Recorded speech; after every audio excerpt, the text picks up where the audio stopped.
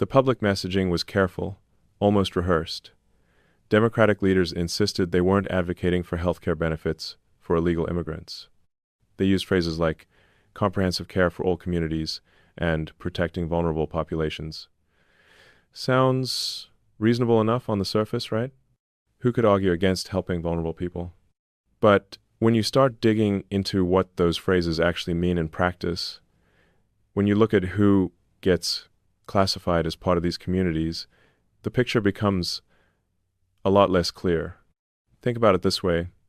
If someone tells you they're baking a cake, you assume certain ingredients, flour, eggs, sugar, the basics. But if they start adding ingredients that don't belong, pickle juice, motor oil, sawdust, you'd start questioning whether it's really a cake anymore, or something else entirely dressed up with a familiar name. That's what's happening here with healthcare policy. The label says one thing, but the actual contents tell something different.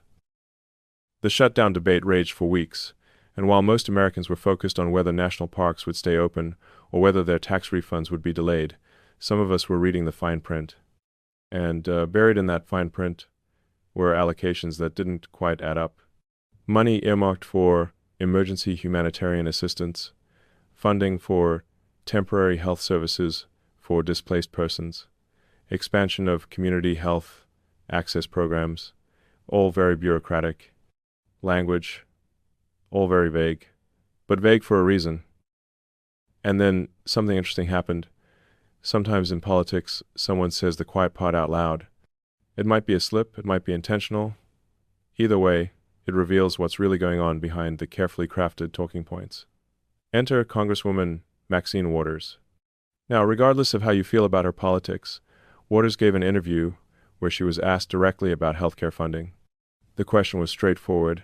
Does the proposed healthcare expansion include coverage for people who entered the country illegally? Most politicians would dodge that question. They'd pivot to talking about compassion or American values or the complexity of immigration law. But Waters didn't dodge. She confirmed it. Healthcare for everybody, she said. And when pressed on what everybody meant, she didn't back down. Everybody means everybody, including those who came here without documentation. Now, let's pause and really think about what that means. For someone who's worked 40, 50 years, someone who's seen deductions come out of every paycheck to fund Medicare, someone who's navigated the often frustrating maze of insurance claims and coverage limitations, this is a pretty stunning admission, because Medicare isn't automatic. You have to earn it. You need a minimum number of work credits, typically around 40 quarters of coverage, which translates to 10 years of paying into the system. If you haven't worked that long, or if you haven't paid the taxes, you don't qualify. Those are the rules. But according to Waters and others who share her position, those rules shouldn't apply to everyone. Some people, specifically those who entered illegally, should get access without having paid in at all. It's a fundamental reimagining of what healthcare entitlement means. And whether you think that's compassionate or reckless depends a lot on your view of fairness and sustainability. This is where the debate gets really interesting, because it's not just about healthcare. It's about a broader philosophy of government and dependency. Let me explain what I mean. Every political movement needs a base of support. That's obvious enough. But how do you build that base? One approach is to appeal to people's desire for independence, for opportunity, for the chance to succeed on their own merits. That's traditionally been the American model. Work hard, take risks, reap rewards. Government provides infrastructure and protection, but individuals drive their own success. There's another model, though, one where government positions itself as the primary provider. Housing, food, education, healthcare, all of it flows from centralized systems. In that model, citizens become less like independent actors and more like dependents. And here's the thing about dependency, it creates loyalty. If your well-being depends on a particular set of policies or a particular party staying in power, you're going to support that party. It's not cynical to point this out, it's just human nature. So when you see a push to expand healthcare access to millions of people who haven't contributed to the system, you have to ask, what's the strategic goal here? Is it purely humanitarian? Maybe. But it's also politically advantageous. Every person who receives benefits from government programs is a person who has a vested interest in keeping those programs and the politicians who support them in place. It's a form of constituency building. But here's where ideals crash into reality. You can have the most compassionate intentions in the world, but if the math doesn't work, the system collapses. And the math on this is pretty brutal. Let's talk numbers, but let's keep them simple and relatable. Right now, the United States spends somewhere in the range of $1.5 to $2 trillion per year on Medicare and Medicaid combined. That's to cover roughly 50 to 70 million people, depending on how you count dual eligibles and various categories. So we're talking about less than a quarter of the population consuming about 20% of the entire federal budget. Now, if you expand that to universal health care, covering everyone in the country, all 330 million or so Americans, what happens to the cost? Well, it doesn't just double or triple. Healthcare doesn't scale linearly because the people currently without coverage tend to be younger and healthier on average. But even with that advantage, estimates for universal healthcare range from around $8 to $12 trillion annually. Let's split the difference and call it 10 trillion. That's $10,000 billion. Every year, put that in context. The entire federal budget, everything, defense, Social Security, interest on the debt, roads, everything, runs around 6 to 7 trillion per year. So universal health care alone would cost more than the entire government currently spends. Where does that money come from? The only answer is massive tax increases or massive deficit spending or both. And deficit spending just means we're borrowing from our kids and grandkids, pushing the problem down the road. But it gets even more complicated because we're not just talking about covering American citizens. We're talking about extending coverage to people who entered the country illegally. How many people is that? Estimates vary wildly, but most serious analyses put the number somewhere between 10 and 20 million. Some say higher.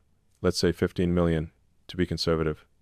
That's another chunk of the population that hasn't been paying into Medicare or income taxes, but would now be drawing benefits. Think about the logic here. You have a system that's already financially strained. Medicare's trust fund, the money set aside to pay future benefits, is projected to run out somewhere in the next decade or so if nothing changes. Social Security faces similar pressures. These are programs that people paid into their entire working lives, and they're on shaky ground. And the proposal is to expand coverage to include millions more people, many of whom never contributed. It's the equivalent of a family that's already struggling to pay the mortgage, deciding to adopt 10 more kids. The heart might be in the right place, but the bank account tells a different story. So you'd think this reality would force some hard conversations, some acknowledgement of trade-offs, but instead, doubling down. After Waters' comments made waves, other Democrats were pressed on the issue. And rather than backtrack, several of them confirmed the position. There was a particularly revealing exchange on CNN where a congresswoman was asked point-blank, should people who entered the country illegally receive free health care funded by taxpayers? Her answer? Everyone deserves health care, the interviewer pressed. But should American citizens' tax dollars pay for health care for non-citizens? And she responded that health care is a human right, and human rights don't stop at borders. Now, that's certainly a position someone can hold. Human rights philosophy is complicated, and reasonable people can disagree about what rights are universal versus what rights are contingent on citizenship or legal status. But here's the practical problem. Rights without resources are just wishes. You can declare that everyone in the world has a right to a mansion and a yacht, but unless someone's building those mansions and yachts and figuring out who pays for them, the declaration is meaningless. Healthcare requires resources. Doctors, nurses, equipment, medications, facilities. All of that costs money and requires trained people. Those resources are finite. America has a lot of resources, but they're not infinite. So when you start extending healthcare coverage beyond the people who paid into the system, you're making a choice about who gets access to those limited resources. And that choice has consequences. Citizens who've paid taxes their whole lives start waiting longer for appointments. Costs go up because demand outstrips supply. Quality can suffer because systems get overwhelmed. These aren't hypothetical concerns. We've seen it happen in other countries that tried to expand healthcare access too quickly without corresponding increases in capacity. Britain's NHS has wait times that would shock most Americans. Canada's system, for all its reputation, has people waiting months for procedures that would happen in weeks here. And those are systems that cover their own citizens, people who've been paying into the system. Imagine the strain when you add millions who haven't contributed at all. This is where the contrast in governing philosophies becomes really stark. When President Trump was asked about this issue during the campaign and into his administration, his answer was unequivocal. America cannot afford to be the world's healthcare provider. We have obligations to our own citizens first, and those obligations are already stretching our resources thin. His position was that if you broke the law to enter the country, you don't get rewarded with benefits that American citizens have to work decades to earn. Now, you might agree with that position or you might find it too harsh, but at least it's grounded in a recognition of scarcity. Trump's worldview, and this is pretty consistent across his policies, is that resources are limited, choices have consequences, and America has to look after its own people before extending help to others. It's not that he's against helping anyone, it's that he sees a hierarchy of obligations. Family first, then neighbors, then strangers. In this analogy, American citizens are the family. The opposing view, the one we're hearing from Jeffries and Waters and others, seems to operate from a different premise. It's almost as if they believe resources are unlimited or can be made unlimited through enough government action. If people need healthcare, we'll provide it. If people need housing, we'll build it. If people need food, we'll distribute it. And if the money runs out, we'll just allocate more money, print more, borrow more, tax more. The constraints that bind individuals and businesses somehow don't apply to government in this thinking.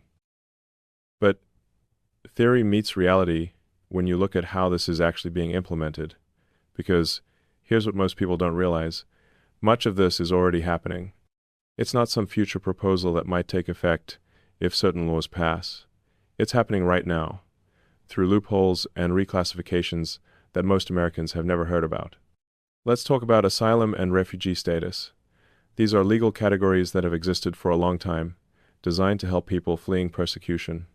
If you're being targeted for your religion, your political beliefs, your ethnicity, the U.S. has traditionally offered a path to safety through asylum claims.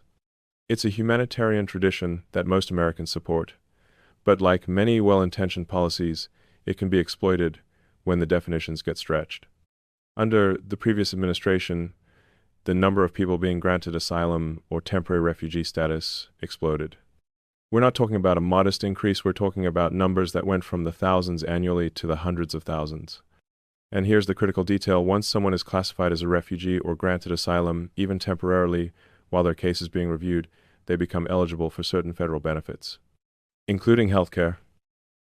So what's happening is this: someone crosses the border illegally, they're apprehended, or they turn themselves in, they claim asylum, saying they're fleeing violence or persecution. Their case gets put into the system, and because the immigration courts are backlogged for years, they're released into the country with a notice to appear for a hearing that might not happen for 3, 4, 5 years. During that waiting period, they're classified as a refugee claimant, and that classification makes them eligible for Medicaid in many states, for emergency health care, for various assistance programs. Technically, they're not illegal immigrants anymore in the government's database. They're asylum seekers. They're refugees in process. They're lawfully present, even though they entered unlawfully. It's a bureaucratic sleight of hand that changes their status on paper, while the reality remains the same. They came here without permission, they're accessing benefits, and taxpayers are footing the bill. And this is where the semantic games get really frustrating. When Democrats are pressed on whether they support health care for illegal immigrants, they can truthfully say, no, we don't support benefits for illegal immigrants. But what they don't say is that they've redefined who counts as an illegal immigrant. If you process everyone as an asylum seeker, if you classify everyone as lawfully present, then by definition, there are no illegal immigrants in the system. Problem solved, at least on paper. This brings us back to Hakeem Jeffries. He's the House Democratic leader, which means he's one of the most powerful Democrats in Washington. When someone at that level speaks, it's not just personal opinion, it's party messaging. And What's fascinating is that when he was pressed on this issue, he didn't fully deny it. He couldn't, because the evidence is too clear. Instead, he tried to thread the needle with careful language. In one exchange, he was asked whether the healthcare expansion his party was pushing would cover people who came here illegally. His response was that they were fighting to protect healthcare access for all communities, including those who are lawfully present under our humanitarian programs.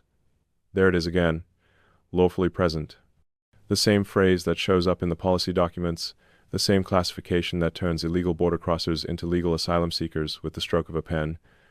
When the interviewer pushed back, asking specifically about people who crossed the border without authorization, Jeffries pivoted to talking about children and families fleeing violence. And look, that's a real phenomenon. There are people fleeing genuinely terrible situations. But the question wasn't whether some asylum claims are legitimate. The question was whether American taxpayers should be funding health care for everyone who makes a claim, legitimate or not, while their cases sit in limbo for years. Jeffries never gave a straight answer to that question, but his non-answer was revealing, because if the policy weren't to provide those benefits, he could have just said so. He could have said, no, illegal immigrants don't get free health care, and asylum seekers only get emergency care, not full coverage. But he didn't say that. He talked about protecting all communities and ensuring access and living up to our humanitarian obligations. That's politician speak for yes. But I don't want to say yes, because it polls terribly, and it does poll terribly. When you ask Americans whether illegal immigrants should get free health care, even many Democrats say no. The numbers are pretty lopsided, usually somewhere around 70 to 80% opposed. People understand instinctively that it's not fair. They've been paying into Medicare their whole lives. They see their premiums go up, their coverage options shrink, their out-of-pocket costs increase, and they're being told that people who never paid in, who broke the law to get here, should get the same benefits or better. It doesn't sit right, and it shouldn't. But here's where political incentives come into play, and this is the part that's uncomfortable to talk about, but crucial to understand. Why would Democratic leaders push a policy that's this unpopular? Why would they risk political capital on something that most voters oppose? The answer lies in long-term political strategy. Every 10 years, the Census Bureau counts the population. That count determines how many representatives each state gets in Congress. More people equals more representatives. But here's the thing, the census counts everyone living in the country, not just citizens. That means states with large populations of illegal immigrants get more congressional seats than they would if only citizens were counted. And guess which states have the largest populations of illegal immigrants? Predominantly blue states, California, New York, Illinois, New Jersey. So there's a direct political benefit to having more people in the country, regardless of their legal status. More congressional seats means more electoral votes in presidential elections. It means more power in Washington. And if you can convert some of those people into voters eventually through pathways to citizenship or birthright citizenship for their children, you're building a demographic advantage that could last generations. Then there's the sanctuary state dynamic. Several states and cities have declared themselves sanctuaries, meaning they won't cooperate with federal immigration enforcement. They'll provide services to illegal immigrants, including health care in many cases, and who reimburses them for those costs? The federal government, at least partially. So blue states extend benefits, which builds political loyalty among immigrant communities, and then they get reimbursed by tax dollars collected from everyone, including red states that oppose these policies. It's a pretty clever system if you're trying to build political power. Not so clever if you're a taxpayer in a state that doesn't benefit from the arrangement, watching your tax dollars fund health care for illegal immigrants in states you don't live in, while your own healthcare costs keep rising. This is what people mean when they talk about healthcare being used as a political strategy rather than purely a humanitarian issue. Yes, there are genuine concerns about human suffering. Yes, there are moral arguments about what we owe to people in desperate situations. But those exist alongside cold, calculated political incentives that have nothing to do with compassion and everything to do with power. Tom Homan, who served as acting director of ICE under Trump and is now the administration's border czar, has been very blunt about this. In multiple interviews, he's explained exactly how the system is being gamed. He's described how the asylum process, which was designed for a small number of genuine refugees, has been turned into a mass migration pathway that overwhelms the system by design. File a claim, get released into the country, access benefits, disappear into the population. The vast majority of asylum claims are ultimately denied. But by then it doesn't matter. The person's already here, already embedded in a community, already receiving services.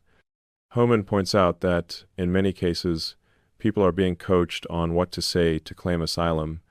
There are literally scripts circulating that tell migrants exactly what magic words will get them processed and released, rather than detained and deported. Say you're fleeing gang violence. Say your life is in danger. Say you fear for your children. Whether it's true or not, say it, because saying it gets you in. And once you're classified as an asylum seeker, you're part of the system. You get a work permit in many cases. You get access to benefits. Your kids get enrolled in schools. You start building a life. And even if your asylum claim is eventually denied, the odds of actually being deported are incredibly low because the enforcement resources don't exist to track down and remove millions of people. So we have a situation where the stated policy and the actual policy are completely different things. The stated policy is that illegal immigrants don't get benefits. The actual policy is that we reclassify people so they're not officially illegal anymore, then we give them benefits, then we act surprised when people notice what's happening. This isn't sustainable. You know, in engineering there's a concept called load-bearing capacity. Every structure has limits. You can push it, you can test those limits, but if you exceed them, the structure fails. It doesn't fail gradually, it fails catastrophically. Social systems work the same way. You can stress them for a while, they'll bend, they'll adapt, but push too far, too fast, and they break. Medicare is already bending. Social Security is already showing cracks. Adding millions more beneficiaries who never paid in isn't going to somehow make the system stronger. It's going to accelerate the breaking point. And when these systems fail, who suffers most? The people who depend on them. The seniors who worked their whole lives and were promised that Medicare would be there. The disabled who rely on those safety nets. The vulnerable populations these policies claim to protect. So, let's be clear about what we're really discussing here. This isn't a debate between compassion and cruelty. It's not about whether immigrants are good people or bad people. It's not about whether America should help those in need. Of course we should, within reason, within our capacity. The real debate is about priorities and sustainability. Should American citizens who paid into the system their entire lives come first, or should resources be divided equally among everyone who manages to get here, regardless of how they arrived or what they've contributed? It's about whether our leaders are being honest with us. When they say one thing publicly, but implement policies that do the opposite, that's not leadership, that's deception. When they use bureaucratic language and legal loopholes to obscure what's really happening, that's not transparency, that's manipulation. And it's about whether we're going to have a country with borders and rules and a functioning social contract, or whether we're going to pretend that resources are infinite and consequences don't exist. Because right now, we're on a path that leads to the breakdown of systems that millions of Americans depend on. That's not alarmism, that's math. We've heard Hakeem Jeffries' own words, careful and calculated, revealing more in what he didn't say than what he did. We've seen the loopholes, the reclassifications, the semantic games that turn illegal into legal with the paperwork shuffle. We've looked at the numbers, the unsustainable costs of expanding a system that's already struggling. Washington called him a straight shooter, the kind of guy who'd do the right thing even when it wasn't popular. That image served him well. By the time President Obama nominated him to lead the FBI, Comey was seen as the perfect choice. Someone above politics. Someone who'd protect the institution no matter which party was in power. And that's what made what happened next so shocking. Because behind that polished image, cracks were already showing. Think about it this way. When you give someone that much authority, control over investigations that can make or break presidents, senators, entire careers, you're placing enormous trust in their judgment. You're betting they'll use that power wisely, fairly, without letting personal feelings creep in. But what if they don't? What if they start to believe they're the only one who can save the country? That's a dangerous mindset, and that's exactly where Comey's story starts to unravel. The first big test came during the 2016 presidential election. You probably remember it, Hillary Clinton's private email server. It was everywhere in the news. Clinton had used a personal server to handle government emails while she was Secretary of State, including some that contained classified information. The FBI investigated. And when the investigation wrapped up, Comey did something almost unheard of for an FBI director. He held a press conference. Now, normally, the FBI doesn't do that. Their job is to gather evidence and pass it to prosecutors at the Department of Justice, who then decide whether to bring charges. The FBI isn't supposed to make public pronouncements about guilt or innocence. That's not their role. But Comey went ahead anyway. He stood in front of cameras and criticized Clinton for being extremely careless with classified information. Then, in the same breath, he said he wouldn't recommend charges. Let that sink in for a moment. He essentially said she broke the rules but not badly enough to prosecute. Can you imagine how confusing that must have been? Supporters of Clinton felt vindicated. Critics felt cheated. And everyone else? They just felt more distrustful of the system. That moment set the stage for what would become his defining and most controversial role, because Comey wasn't done inserting himself into politics. Not even close. Fast forward a few months, Donald Trump wins the presidency in one of the biggest upsets in American history. The country is divided, emotions are running high, and behind the scenes, something even more unusual is happening. Comey, still FBI director, begins meeting privately with President-elect Trump. These aren't formal briefings with staff present. These are one-on-one conversations, and according to Comey himself, he's already suspicious of Trump. During these meetings, Comey reassures Trump that he's not personally under investigation. Sounds straightforward, right? But here's where it gets strange. After each conversation, Comey goes back to his office and writes detailed memos about what was said. He doesn't file these memos in official FBI records. Instead, he keeps them in his personal safe. Why would he do that? According to Comey, it was for his own protection insurance, in case Trump ever turned on him. But think about what that means. The head of the FBI, who's supposed to be neutral, is already treating the president like a potential adversary. He's documenting conversations, hiding them away, preparing for a fight. That's not the behavior of someone trying to serve the country impartially. That's the behavior of someone playing chess while everyone else thinks they're just having a conversation. And those memos? They didn't stay hidden for long. But keeping secret notes wasn't the problem. It was what he did with them. Here's where the story takes a turn that still leaves a lot of people shaking their heads. In the spring of 2017, Trump fires Comey. The official reason was how he'd handled the Clinton email investigation, but Trump made it clear he was frustrated by the ongoing Russia investigation. Comey, now out of a job and out of the spotlight, does something extraordinary. He takes one of those secret memos, the ones he'd been stashing in his safe, and he gives it to a friend. Not just any friend, a law professor at Columbia University, someone with connections, someone who could get the memo into the hands of a reporter at the New York Times. And that's exactly what happened. The memo leaks, it becomes a major story, and suddenly the pressure on the Justice Department to appoint a special counsel to investigate Russian interference and possible collusion with the Trump campaign becomes overwhelming. Within days, Robert Mueller is named special counsel. Now, on the surface you might think, well, if Comey had information the public needed to know, shouldn't he have shared it? That's a fair question. But here's the thing. Comey wasn't a private citizen. He was a former FBI director who'd created those memos using government time, government resources as part of his official duties.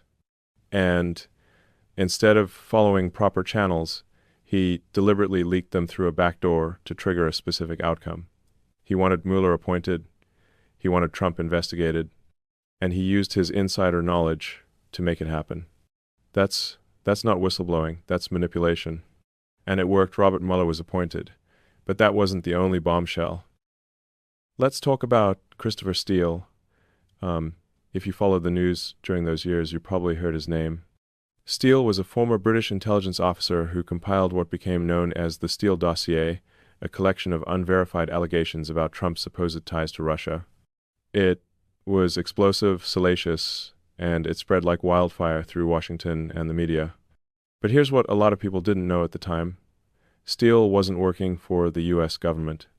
He was working for a private research firm called Fusion GPS, which had been hired by a law firm, which in turn was being paid by Hillary Clinton's campaign and the Democratic National Committee. In other words, this dossier, which would fuel years of investigations and breathless news coverage, was opposition research funded by Trump's political opponents. Now, opposition research isn't illegal. Campaigns dig up dirt on each other all the time. But what Comey did with that dossier crossed a line. Instead of treating it with extreme skepticism, as you'd expect from the head of the FBI, Comey's bureau used it as part of the basis for investigating Trump's campaign. They presented it to the Foreign Intelligence Surveillance Court, FISA for short, to justify monitoring Carter Page, a former Trump campaign advisor. Here's the problem. The FBI never told the FISA judges where the dossier came from. They didn't say, hey, by the way, this was paid for by Trump's political opponent, and a lot of it is unverified gossip. They just presented it as if it were credible intelligence. And that's not just sloppy, it's potentially illegal. When you go before a judge to get a surveillance warrant, you have a duty to be honest about your sources and to present any evidence that might contradict your case. Comey's FBI didn't do that.